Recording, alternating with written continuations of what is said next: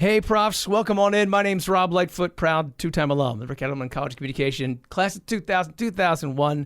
This is Beyond the Brown and Gold. I'm Jessica Kanady. I'm the co-host here, also a two-time proud Rowan alum, class of 2008 from the Rick Edelman College of Communication and Creative Arts, and 2015 from the College of Education. Thanks so much for joining us today. Rowan Radio 89.7 WGLS FM presents Beyond the Brown and Gold, a show that highlights the lives and memories of Glassboro State and Rowan University alumni.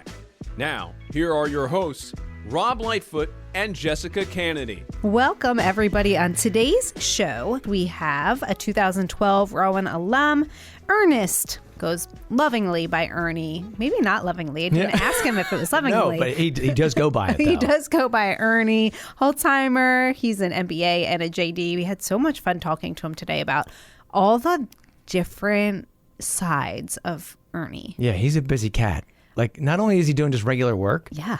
but he's got a lot of other stuff going on. Yeah, he's a lawyer. Yeah. So that's Check. day Ernie. Oh, well, maybe day before the day is like he's a I think he called himself a wannabe triathlete, but if nothing else, he's a runner. Yeah, if you're doing that, just call yourself a triathlete. You're doing it. Because I'm not doing that. So I'm not going to call myself even a wannabe triathlete.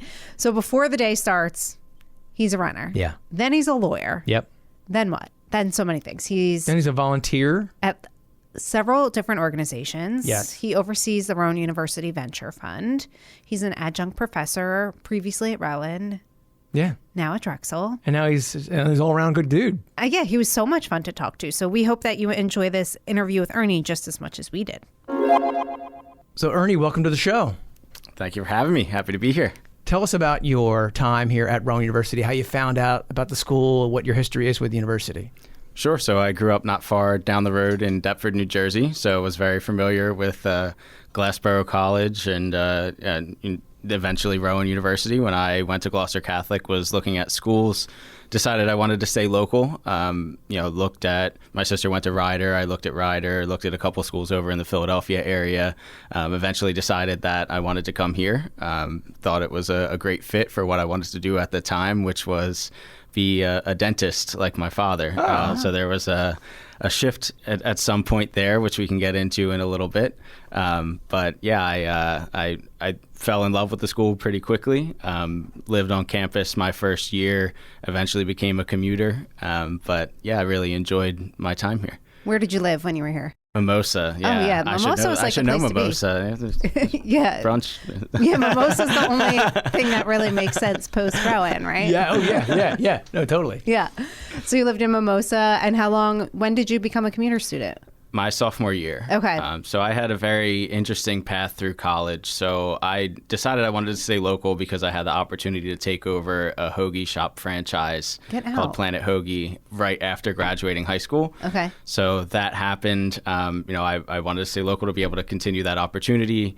Was essentially commuting even though I lived on campus because we were right down the street. Close, yeah. And this hoagie shop was essentially my parents' backyard. It was like my parents' house, a Wawa, Planet Hoagie right next to it. So I was working all the time, pretty much commuting while living on campus, and then just made the decision in my sophomore year to not do the commute / pay to live on campus and just do the commute.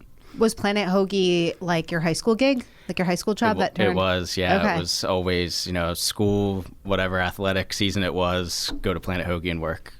Is that what had you pursue business? Were you interested? That is how I essentially how I pursued business. So yeah, the second part of my interesting part of my college career is I actually dropped out from Rowan after my sophomore year and opened a restaurant in Haddonfield with some friends. Okay.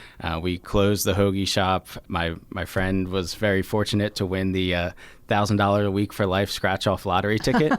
So he had he had the financing, and we all had some restaurant expertise. So I was initially going to class, had switched to being an entrepreneurship major at that point already. Was starting to go to class and handle the restaurant. Then the restaurant eventually got too busy. We were too involved, too much work on top of class. So decided I would take a brief hiatus from college, and knew I would eventually come back. My parents didn't believe me, but I did, and it all worked out. I want to know what the restaurant was. Yeah, me too. What kind of cuisine? Can we ask that question? So yeah, I don't know if American cuisine is an actual thing, Okay. right? But it was a mix of everything. We started out as the landlord of that location. His son actually owned what I'll call burger shop before we took it over. We took it over as a burger shop, burgers, sandwiches, cheesesteaks, things of that nature. We decided after owning it for about 3 to 4 months that wasn't the cuisine that fit the clientele that were in the area. We decided to close down and make it more of a fine dining restaurant. We brought on a chef. We completely transformed the inside of the restaurant, the interior, made it a sort of white tablecloth type place with steak and pastas and lobster and whatever it was. How old were you when you were doing this? I was a sophomore. I think I was 19, Wow, 20. that's 20. impressive. You're hiring chefs at 19. I was gonna say, and you lost me as a client because you went too highbrow. I like a Rob's really a burger kind of guy. I'm a burger kind of guy. I like a white linen myself. Well, let's not lose this one little storyline. Let's pull this thread out a little bit. Wanted to be a dentist like your father. I want to go back to that. Why do people want to be in other people's mouths? That's my question. I think that about a lot of different kinds of doctors.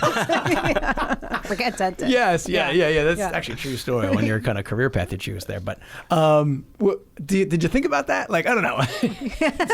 Rob gets grossed out at a lot of There's certain things. things that just interest me. Yeah. What waved you off, I guess? Let's ask that question because maybe it's a little bit safer for you. What waved you off of not being a dentist? Yeah, so it's actually ironic looking back. I decided I didn't want to go to school for that long. So, Okay. So I realized I would have to, do 4 years of bio / pre-dental, then go to dental school. And I actually wanted to go beyond what my dad did and become, an oral maxillofacial surgeon. I can't even say the word right. So, I probably shouldn't have been that. But, Looks like it all worked out. So, I did end up going to school for a long time. I went to law school after attending Rowan. So it almost balanced out. But at the time I decided, I think I want to pursue this business interest of mine versus the science interest. So what brought you back to Rowan? Because you took a break. Like, how long was that? It was about a year, maybe a little over a year. Okay. We actually sold the restaurant. So there was a gentleman across the street from our restaurant. We were in Main Street, Haddonfield, Kings Highway. Across the street, there was a gentleman and his family who were from England that sold all sorts of British type things. They sold soccer jerseys, they sold English candies and things of that nature. Their son was a chef. They dined with us all the time. Eventually one day they came over and approached us and said, our son's looking for a restaurant. If you're ever interested in selling, let us know. And we said everything's for sale for the right price, and ended up entering into negotiations. Good for you. 19, 20 years old, selling restaurants. Right? Big deal. That doesn't happen over here. I can tell you that. No. And so then you went for your went to what, Drexel for your? For my JD, yes. Yeah, okay. Yeah. And then we see that you came back, or you got your MBA from here as well. I got my MBA from here, but before You have a lot my of JD. degrees. Yeah, you have a lot of. I can't keep a track lot of of this guy. credentials. Collect I don't know what a them, JD. Can I just play dummy No. for like everybody in the Look, world? that's what this is for. What does JD mean? What is It's a that? Juris Doctor, so it's your law degree. Okay. See, I should know that. But I he don't also- know what a law degree. But if you look at his the activities, letters. I had his activities list printed here somewhere. You were in a ton of stuff while you were here. You were on the WIT. I read you were was. in like 90 honors societies and classes from what I read.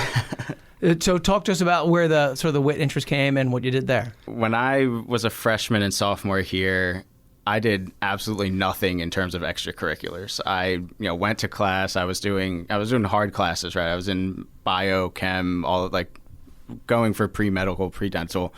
Those were difficult classes. If I wasn't in class, I was studying or I was working. Did nothing in terms of student clubs or organizations or anything like that. When I came back, I decided I want to do everything that I possibly can. Wow. So rather than spending all my time in the library or at work, I wanted to, if I was at work, I wanted it to be an internship where I was gaining some sort of unique experience, and I wanted to try out a bunch of different things. Someone, I forget who it was, I think I was involved in the marketing club, had introduced me to somebody who was on the WIT, and I just got involved sort of in a marketing capacity at first, Okay. and then started writing a little bit as well. What was your favorite thing that you were involved in, or like core college memory? of maybe something that like changed your path? Changed my path, I would say, was Kimball Bird's financing and legal aspects of entrepreneurship class. That in tandem with the CEO club, being involved in both of those. So Kimball Bird was a lawyer who then turned academic and was a professor here. I had him for several classes. That financing and legal aspects of entrepreneurship class really kind of exposed my interest in the legal side of things, having gone through the sale of the restaurant and, forming an S Corp, or first an LLC and transition that into an S Corp for various reasons, working with our accountant for that on the business side, and then coming back to school and taking that class really changed my direction from, pre-medical, pre-dental to entrepreneurship to I'd rather than be an entrepreneur myself. I want to help entrepreneurs on the legal side and financing side, hence the VC interest as well. The CEO club was really interesting. We got to travel, which was, sort of just a icing on the cake for being involved in student activities. You get to travel around the country and go to some of these conferences. I know now these conferences are global, so some of these students are getting to go to Egypt and really cool places Can that I I wish. join? Can I be the staff advisor? Do they need any support over there? Wow. I'm going to have to try to do, so I'm now going for my MBA. Okay. So you have any tips or like answers to the tests or like that?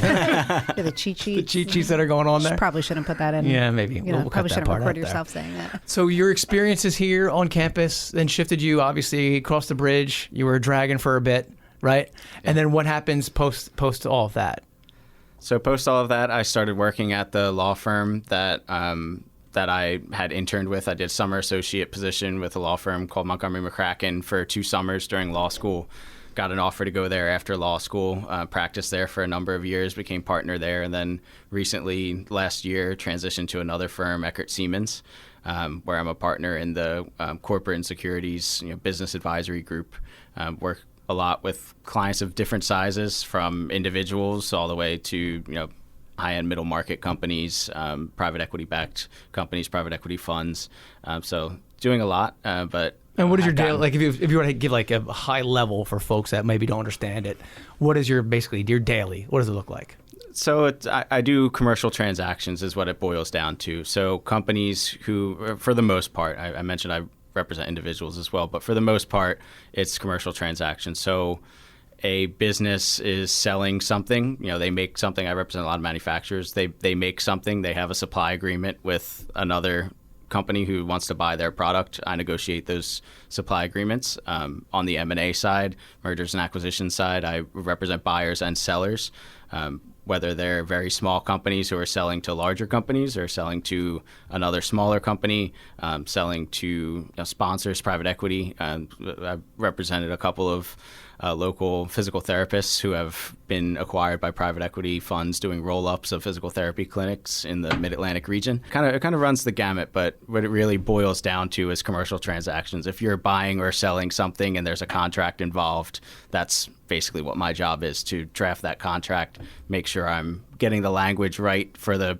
party that I'm representing, and getting people to get to sign on the dotted line. So very interesting career choice there. What do you do for like fun? Like what are we doing, because we're not mergers and acquisitions and we're not doing that stuff? Tell us That's about serious stuff. Yeah. So tell us about more of what's Ernie doing when he's not. I saw that the American Ninja Warrior episode was uploaded recently, and I was like, man, they're going to ask me what I do outside. Do you ninja? Please tell me I you're a do ninja not. now. So I'm bummer. not. No. So I am. I attempt to be a triathlete. So 2 days ago, I did the Chicago Marathon. Way to go, man. Yeah. And thank you. Yeah. Very and, impressive. In 3 weeks, I'm going to St. George, Utah.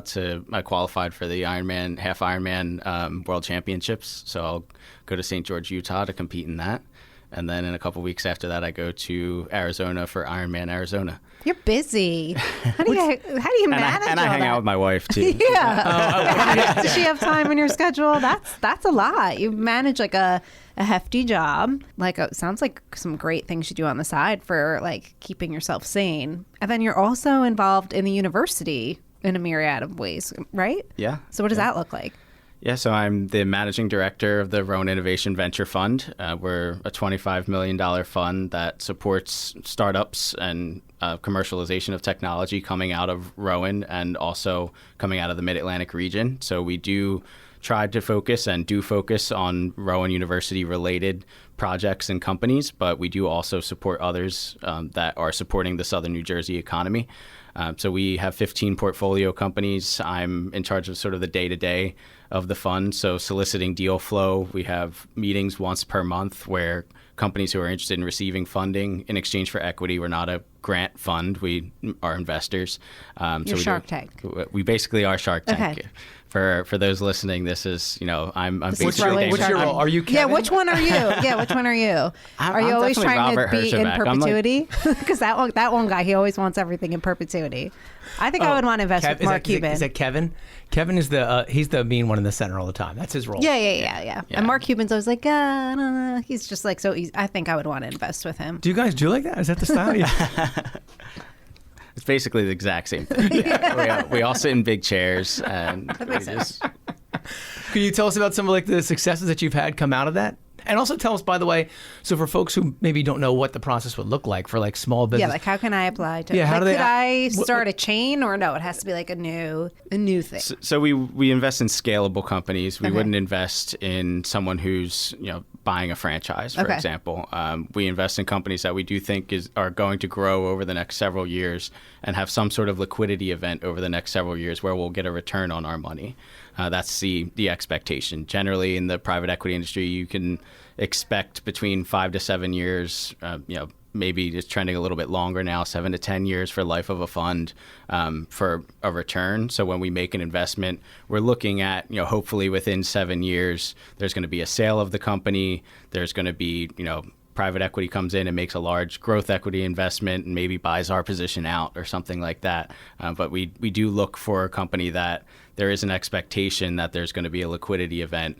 That includes going public, something of that nature, versus someone establishing a business that they want to hand down from generation to generation. Okay. And we're just, somebody who's put in $100,000 20 years ago. So the process is you go online. There's a web page on the foundation site. We had previously used an application platform, which we're currently in the middle of transitioning to a new one. So right now the process is to download the 2-page PDF application, fill out that form, send it to me. My email address is on the application and on the web page. So folks who are interested in applying can find that on there. If you Google Rowan Innovation Venture Fund, the web page will pop right up. We have, as I was mentioning earlier, we have screening meetings once per month. We typically get between 3 and 5 companies who are interested in receiving funding pitch to us. They do a 12 to 15-minute pitch. Then we have a short period of Q&A with our screening committee, which is made up of folks both from the Rowan Foundation Board, from the faculty here at Rowan, and industry professionals who have experience in a variety of industries and can really help us determine the feasibility of an investment. After those meetings, the screening committee gets together, talks about each opportunity that we saw that day. There's a scoring rubric that they all send to me. Afterwards, I look at what everybody's scores were. We determine if there's been a quorum and that would like to move forward with an opportunity, and they actually vote yes, no, or delay. Yes is yes, we think this opportunity is good. We think it qualifies for investment from the fund. We want to move forward into due diligence with this opportunity. No is no, for whatever reason it is. We don't think this is an opportunity for us. We don't think it qualifies as for the purpose of the fund. And delay is we think there's something there, but let's work with these folks and get them to the next stage where it would make sense for us to make an investment. An example that I give sometimes for that type of scenario is, a faculty member who's come up with a great technology. There are many of those on campus, but faculty members aren't going to quit their daytime job and run a company full time, right? So in that scenario, we often work with them to try to find them a CEO or a strategic advisor, somebody who can help on the business side of things, while the faculty member is focusing on research and continuing their job in academia.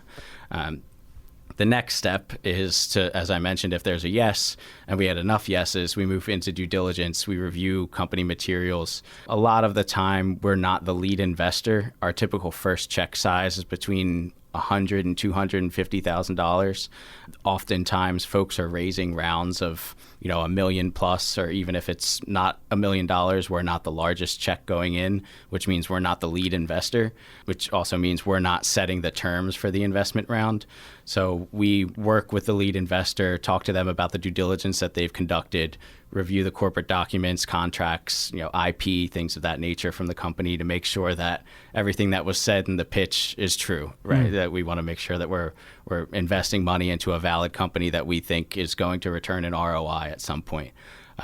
Once we get through the diligence process, if we want to proceed, we go to our board of managers and seek formal approval to be able to write a check in that company's financing round.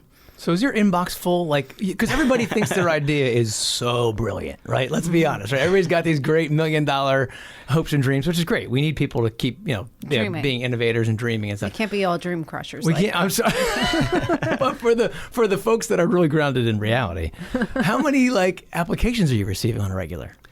So it depends. We've gone through some ebbs and flows, I would say. So we started out as a $5 million fund. I wasn't the managing director until a couple of years ago. There was a prior managing director. We work with investors in the area who assist us with deal flow. So there's some times where I'll say, we're getting a bunch of deals and we have to sift through them to schedule timing based on when they expect to close their financing. If we, when we think we'd be able to participate, what deals we think are good, what deals we think are bad. And like I said, we try to keep it between 3 and 5 per month just to be respectful of the time of our screening committee. Sure. They're dedicating a couple hours on a Friday morning to help us, sort through the deal flow. I can't say exactly how much, how full my inbox is. My inbox is definitely full, but definitely depends month to month on how many companies that we're getting. Can you talk about how it benefits the university to organize a fund like this? Because I think this is probably a pretty unique thing that Rowan does. And why do we do this? Why does the university invest in kind of a venture like the venture fund? Sure. So it is unique. There are a lot of colleges and universities throughout the country that do have entrepreneurship programs and either have student-run venture funds where the amounts are very small that they're investing, $5,000, $2,500 into very early stage student startups. Or there are, university programs where faculty are receiving grant funds for qualifying for certain programs that are, set by the university.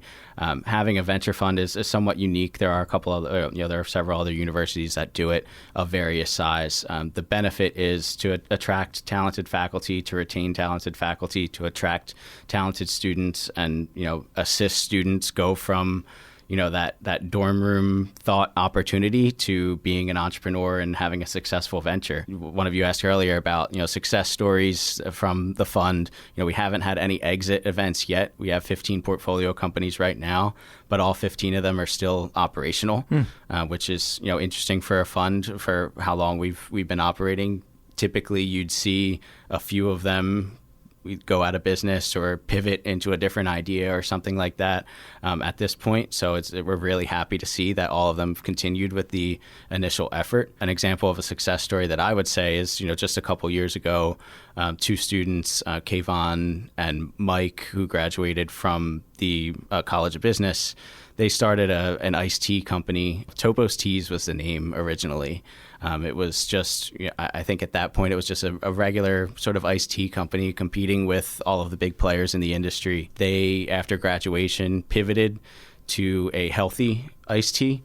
So, this is a product that is sort of competitive with kombucha, if you will. It has prebiotic fibers in it. Rob doesn't know anything. If it's healthy. chicken fingers, I know. To be fair, I like to throw Rob under the bus, but either do I. I like water, but that's about it. I was going along with it. I was like, oh yeah, sure, the kombucha. That's good. Sounds nodding your head. Sounds amazing. Oh my goodness gracious, what is that? But these are young guys who are, they've gone through a food and beverage accelerator. They've made a lot of great contacts in the industry. You can now the company's called Half Day now. They did pivot before our investment. They pivoted to the Half Day concept. You can go to Wegmans. You can go to, Target. You can go to Giant. A lot of large wholesalers or grocers are now carrying this. GoPuff delivers in Philly. You can order a Half Day and get it delivered to your house. Wow. They're now raising an additional round of capital, but we've invested $150,000 into the company so far. They're, I think, currently seeking around $3 million, and they've had a lot of success in terms of revenue and sales growth over the past year and a half. So hopefully we do see an exit at some point and get a great ROI on it. But even just looking at the student experience / alumni experience Sure. and being able to stay connected to the university and receive that type of support from your university, I think means a lot. And definitely help them when they were going to seek investor money elsewhere as well. And I think I read online there's a fellowship program that's starting in 2023 coming up. Yeah, so we are working to establish a fellowship program. We want to provide educational opportunities, sort of an internship, if you will, for students who are interested in venture capital or private equity, and want them to work alongside me and some of the administrative staff that support the fund to work through the deal flow, keep my inbox a little bit empty, and work through the deal flow, help our portfolio companies with anything they need. We always offer, resources to the extent we can to our portfolio companies for, things that are available on campus. So, they'll be assisting with a variety of different things, and we do hope to get that established before the spring semester starts. So we have Ernie, the lawyer day. We've got Ernie, the Rowan, The triathlete. There we go, the triathlete there, which I want to circle back to in a second here. And then we've got, Ernie, the Rowan Venture Fund cat. Now let's talk about Ernie, the volunteer, because in scouring sort of your social, I hope you don't mind, you know what I mean? But we're now besties We've on stalked. We're besties on LinkedIn now. LinkedIn let me know you were creeping, so it's Okay, that's all right. Yeah, you can't be LinkedIn. Oh, sorry. LinkedIn will write you right out. But I saw how many organizations that you volunteer with. So talk about, A, how do you have time for all that? But B, why is that important? Why is volunteerism so important to you? What's that drive? Yeah, so I think it ties back a little bit to when I mentioned when I came back to Rowan, I just wanted to get involved in everything that I possibly could. LinkedIn probably needs to be updated. There are a couple of They're always being updated. there are a couple of board positions that I've rolled off of at this point, but I have been involved with several nonprofits. Currently, the chair of the executive advisory board for Special Olympics Pennsylvania Philadelphia chapter. It's just really important to me to give back to the extent I can. I try to take on roles that I know I'm going to have time for. I have, started saying no to things, which is odd for me in a lot of different ways, but I have started saying no to different things to make sure that I do have the time to actually dedicate the time that's needed to support these organizations appropriately. But I think, there are a couple of mentors in my life that have at various points told me, you need to find something. Like, law is a really demanding profession, right? You need to find some way to give back and, sort of take your mind off of your day job and give back to the community and find organizations that you have a tie to, that you want to support, and, go all in on them. Don't just be someone who shows up at events, be someone who's a leader in a leadership position and actually makes a difference. Did I also read that you adjunct? I am an adjunct. Oh my gosh, I'm so tired. I think I'm busy, and then I'm like, wow, I'm really I'm failing. Really squeezing this day. Yeah. What do you teach? So I had previously taught at Rowan. I taught a class, Entrepreneurship and Innovation, which is a required class for entrepreneurship majors. Then I taught a class that was and it was called Tech Commercialization, but it was a meeting of biomedical engineering students and MBA students, and it got them to work together on projects so that they could learn when you go out in the business field, you're the engineer, you're not going to know accounting, you're not going to know the finance and all that. There are people that will do that, but you need to understand general concepts and how to work with those people. So this was a class that really got them to work on projects that they were already working for in the engineering school. The biomedical engineering students work with MBA students to develop a pitch deck. We went through the whole, starting a company phase, talked about the different types of companies that you could form or different types of entities that you could form all the way through an exit event. So we talked about, negotiating a term sheet, negotiating what an M&A event might look like, things of that nature. And I don't teach, I haven't taught the past few semesters at Rowan, but I am teaching a contract drafting class at Drexel Law now. You gotta come back here. Yeah, how did I get you? Drop that dragon. Yeah, that should be the that's now trending online. Yeah, drop the hashtag drop the dragon. I do want to circle back to your running because yours truly enjoys running. I am not ever going to run what you're running, right? So we're not going to do that. But just curious, do we do music when we're running? I do music. Most of the time I do music when I write. Okay, podcast too or no? Podcasts, This one. audiobooks. Yeah, What's your favorite depends on the podcast? You could tell us.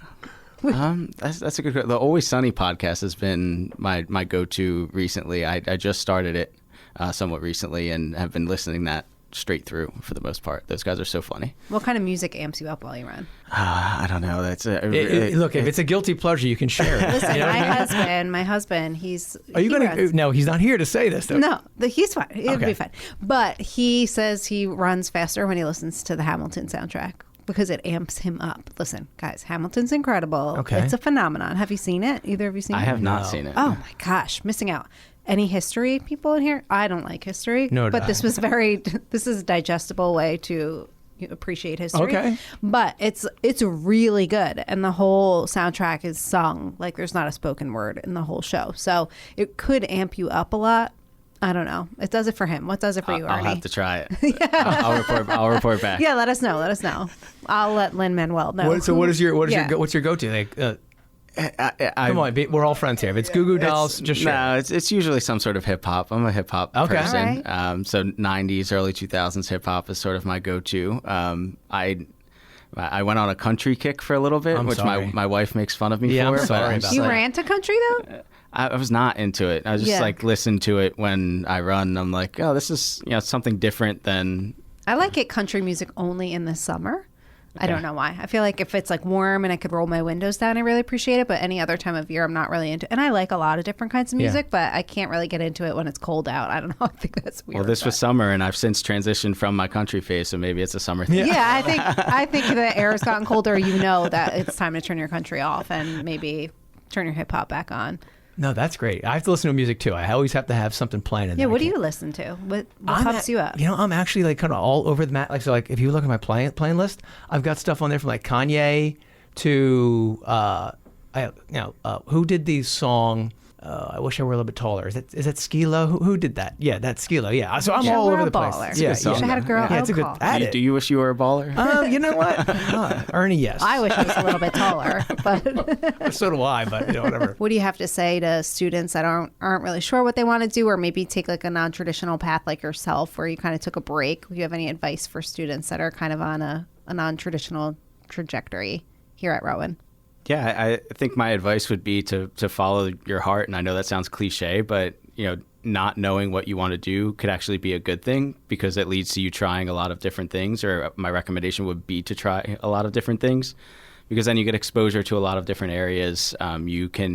You'd be amazed as you get older, looking back and connecting the dots, looking backwards as how things kind of played out and how they connect and, why your experience is so valuable to the company you work for or to the company you start because you've done a lot of different things and can pull different pieces, customer service from working in a restaurant or working in retail, research from being a research assistant for a professor or something like that. There are a lot of different ways to gain experience and gain exposure to different things. So I would say sign up for different clubs, try out different internships. It stinks that not all internships are paid, but sometimes you get really, really valuable experience at unpaid internships. And I know not everyone has the ability to take an unpaid internship, but to the extent that you can, and it's a good opportunity, I would suggest doing so. I mean, I know a lot of people that thought they knew what they wanted to do and absolutely hate what they do now in their career, their profession, and have either pivoted to something else and enjoy it or continued to go through the monotony of the day-to-day and just dislike what they're doing. So even if you think you know what you want to do, I would say try out some different things and get some different experience and make sure what you think you want to do is what you want to do because you're going to be doing it for a long time. Yeah, that is great advice. And we're so grateful to have had you here today. And we're so appreciative of everything you do for Rowan with the Venture Fund. And I think that's really neat. And maybe our show recap, we can talk a little bit about how to, put in an application if this sounds like something that anybody or any of our listeners are interested in. But we're super grateful for having you here today. You're a busy guy. You have more things on your plate than most people. So we appreciate you taking the time to be here with us today. It's a true pleasure. Thank you for inviting me and happy to be a part of it. Anything for Rowan. So Anything for Rowan was just the most perfect way to tie a bow on our time with It was like Ernie. a Hallmark card with that guy. I know. I felt like I just wanted to give him a squeeze and say, thank you. And how much, by the way, how much are we better off that he didn't go the dentist route? I know, I mean, right? their loss, our gain. But why do people want to be in other people's mouth anyway? Again. I don't know. I can't imagine. I appreciate the dentist. We all need them. You don't like the dentist, though. I feel like when you worked in the alumni office, I feel like we've had conversations about the dentist. You're not a fan. No, it's just a lot of things going on in there. I know. And it always is like a little bit uncomfortable. Yeah. It feels nice when it's done, though. Yeah. Yeah. It does. But anyway, I digress. Out of the dentist It was great that we have him on our side, and he's one of us, and he's doing some stuff for Rowan. And that stuff includes our venture fund and kind of leading that direction. Anybody, we want to kind of give you a sort of a where you can look for more information about the Rowan Innovation Fund. All you want to do, go on, just Google, fire up your Google, little search box there, and search Rowan Innovation Venture Fund. And it'll come up and take you to the site that you need to get on the Rowan Advancement site. And you have to have some better ideas than Rob and I have had. Yeah. We sidebarred about some of our ideas. We don't think we're going to get any funding, but if you have a business plan and you think you have something great, I'm sure that you do. We have so many creative alums out there that are doing awesome things. So maybe there's a way that, the alma mater can support you or current students. So we're really excited to kind of follow up with Ernie post airing of the show and see if there's like an uptick in applications and see what kind of projects come in. And who knows, maybe the next show we'll interview one of those GSC alums, Rowan alums that put in an application. Yeah, we have a lot of good businesses here that we've supported. So I think, what did Ernie say, like 15? There's at least 15 currently. So we know we have some good people we can tap into. So. Another good episode of Beyond the Brown and Gold. I dig it. You've been listening to Beyond the Brown and Gold on Rowan Radio 89.7 WGLS FM. You can find more episodes on your favorite podcasting platforms by searching for Beyond the Brown and Gold or Rowan Radio On Demand.